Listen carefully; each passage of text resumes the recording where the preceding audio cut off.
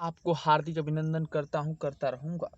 हालाँकि मालूम है क्लास 12 की और आज का टॉपिक है संधारित्व, कैपेसिटर, चालक और अचालक, कंडक्टर एंड इंश्योरेंस। इसको समझने के लिए इस फिगर को बना लेना होगा। पी और क्यू के बीच आर प्रतिरोध है और पी और क्यू के बीच भी प्लस और माइनस किया जाता है, सूचित किया जाता है।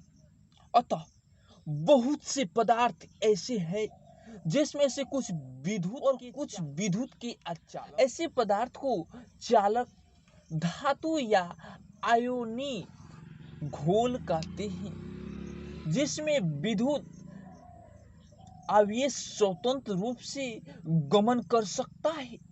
अचालक पदार्थ सूखी लकड़ी, शीशा में विद्युत आवेश का गमन नहीं हो सकता है। धातु में इलेक्ट्रॉन परमाणु के साथ इस तरह ढीले से लोसली सेट रहते हैं कि वे आसानी से स्वतंत्र पूर्वक घूम सकते हैं। तांबा, कॉपर में प्रति परमाणु एक इलेक्ट्रॉन स्वतंत्र रूप से रहता है। चालक पदार्थ सूखी लकड़ी और शीशा में इलेक्ट्रॉन परमाणु के साथ कसकर सेट रहते हैं, जिसमें इलेक्ट्रॉन आसानी से ऐसे पदार्थ में नहीं घूम सकता है। यद्यपि अचालक पदार्थ इलेक्ट्रॉन में समीप वाले अणु अचालक पदार्थों में के धनात्मक और ऋणात्मक आवेश में बिलगांव हो जाता है। सापेक्ष विद्युतशीलता, रिलेटिव परमिटिविटी, किसी माध्यम में सापेक्ष विद्युतशीलता एक अनुपात है जो अनुपात उस माध्यम की विद्युतशीलता और निर्वात या वायु की विद्युतशीलता में ER होता है E बाई एप्सिलॉन। जहाँ ER माध्यम की सापेक्ष विद्युतशीलता है, E जो है माध्यम की विद्युतशीलता है, एप्सिलॉन नॉट जो है निर्वात या वायु में विद्युतशीलता है। विद्युत धारिता, इलेक्ट्रिकल कैपेसिटी, किसी चालक पर विद्युत आवेश देने पर उसका विभव बढ़ जाता है। चालक पर जितना आवेश देने से उसका विभव में एकांक वृद्धि होती है, उसी ही आवेश को उस चालक की धारिता कहते हैं।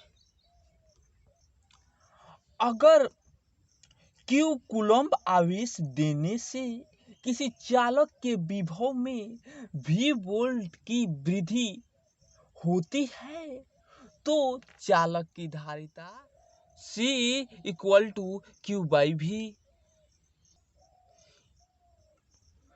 कूलम्ब प्रति वोल्ट को फैराडे भी कहते हैं। अतः कह सकते हैं किसी चालक की धारिता निम्नलिखित बातों पर निर्भर करती है। चालक के पृष्ठ के क्षेत्रफल पर चालक का पृष्ठ अधिक होने से उसकी धारिता अधिक और कम होने से उसकी धारिता कम होती है। इस कथन की संपुष्टि नीचे के प्रयोग से ही होती है। टीन की एक पतली चादर T को कांच की छड़ G पर लपेट दिया जाता है। धातु की एक छड़ B चादर से दूसरे छड़ पर लगी रहती है। B के नीचे से एक छोटा भार D लटका दिया जाता है जो चादर को खोखले से उदय रखता है। B को सौरपत्र विद्युत दर्शा की चकती E से एक चालक तार द्वारा जोड़ दिया जाता है। विद्युत दर्शे में लगे हुए टीन के प्लेटों को विद्युत कर दिया जाता है, ईथर्स कर दिया जाता है। कांच की छड़ जी को घूम आकर उसमें लगे हुए टीन की चादर को पूरा खोल दिया जाता है। घुमाकर चादर को लपेट दिया जाता है, जिससे देखा जाता है कि विद्युत दर्शा की पट्टी अधिक फैलती है। पट्टी को अधिक फैलने का अर्थ चादर का विभव बढ़ना, यानी उसकी धारिता घटती है, क्योंकि उस पर आवेश Q का मान हमेशा स्थिर रहता है। ऐसे इसलिए होता है कि चादर को लपेटने से उसकी बाहरी पृष्ठ का क्षेत्रफल कम हो जाता है।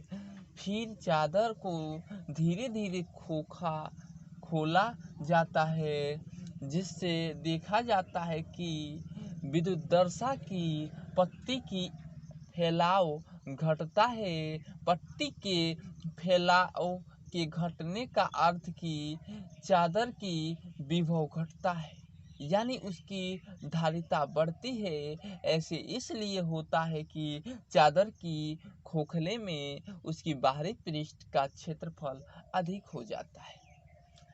अतः आवेश Q का मान हमेशा स्थिर रहता है। अतः समीकरण 1.98 से स्पष्ट है कि V वोल्ट का मान बढ़ने से C का मान हमेशा बढ़ता है, अर्थात घटता है, और V का मान हमेशा घटने के बावजूद C का मान बढ़ता है।